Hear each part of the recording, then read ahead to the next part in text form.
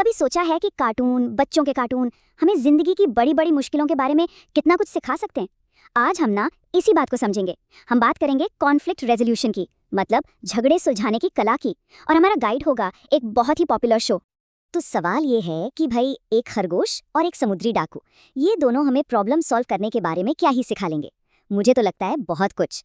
आज हम देखेंगे कि कैसे ये हमें दो बिल्कुल अलग अलग रास्ते दिखाते हैं, एक सहानुभूति का और दूसरा सफाया का। तो हम मोटू पतलू के एक ही एपिसोड की दो कहानियों को जरा करीब से देखेंगे। एक कहानी हमें सिखाएगी कि समझदारी और हमदर्दी से किसी भी झगड़े को कैसे सुलझाया जा सकता है, और दूसरी कहानी ये दिखाएगी कि जब हम सिर्फ प्रॉब्लम को जड़ से उखाड़ फेंकने की कोशिश करते हैं तो होता क्या है। तो चलिए पहली केस स्टडी से शुरू करते हैं। इसे हम कह सकते हैं सहानुभूति मॉडल। कहानी शुरू होती है मोटू और पतलू के खेत से, जहां उनकी सारी गाजरें एक एक करके गायब हो रही हैं। अब अपनी गाजरें बचाने के लिए मोटू पतलू क्या क्या नहीं करते। सबसे पहले एक स्केयरक्रो लगाया, कोई फायदा नहीं हुआ। फिर लगाया सीसीटीवी कैमरा। अच्छा, उससे चोर तो दिख गया, पर चोरी कहाँ रुकी। उन्होंने सोचा चलो बिल में पानी भर देते हैं, वो तो और भी उल्टा पड़ गया। और आखिर में एक जाल बिछाया, पर वो खरगोश इतना चालाक था कि उसे भी चकमा दे गया। मतलब एक के बाद एक कोशिश और हर बार नाकामी। उनकी फ्रस्ट्रेशन बढ़ती ही जा रही थी।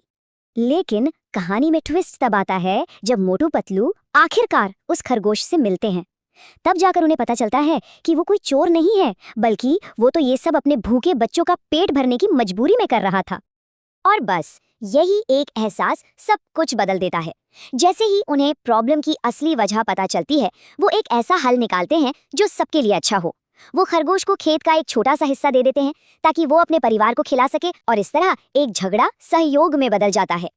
अब चलते हैं दूसरी कहानी पर, जो हमें प्रॉब्लम सॉल्विंग का एक बिल्कुल ही अलग तरीका दिखाती है। यहाँ की समस्या है एक समुद्री डाकू जो पूरे शहर में आतंक मचा रहा है। इस बार मोटू पतलू का पहला रिएक्शन एकदम सीधा साधा है। वो मदद के लिए सीधे इंस्पेक्टर चिंगम के पास पहुंच जाते हैं। और इंस्पेक्टर चिंगम वो तो पूरे कॉन्फिडेंस में है, ऐलान कर देते हैं कि अपराधी का बचना नामुमकिन है। साफ है कि उन्हें अपने पुराने तौर तरीकों पर पूरा भरोसा है। लेकिन ये मुमकिन था।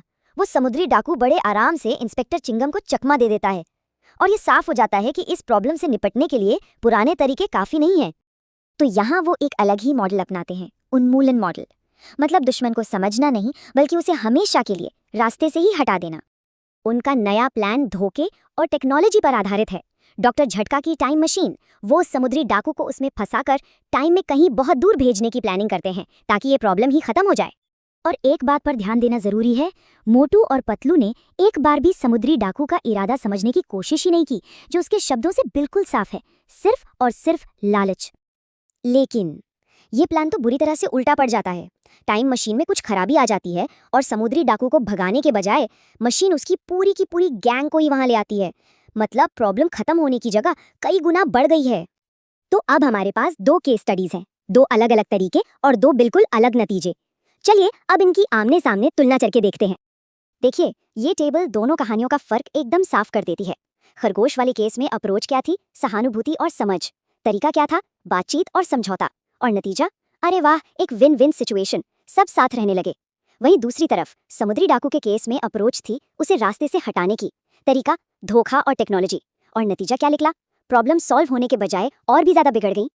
तो इन दोनों कहानियों से आखिर हम क्या सीख सकते हैं, इसका सार क्या है?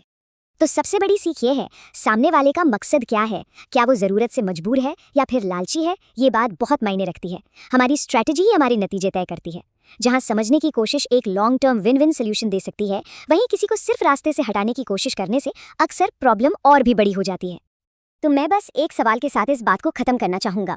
जब भी हम किसी मुश्किल या टकराव का सामना करते हैं, तो हमारा पहला इंस्टिंक्ट क्या होता है, प्रॉब्लम को समझने का या सिर्फ उसे हराने का? एक छोटे से कार्टून का ये एक बहुत गहरा सवाल है। सोचने के लिए शुक्रिया।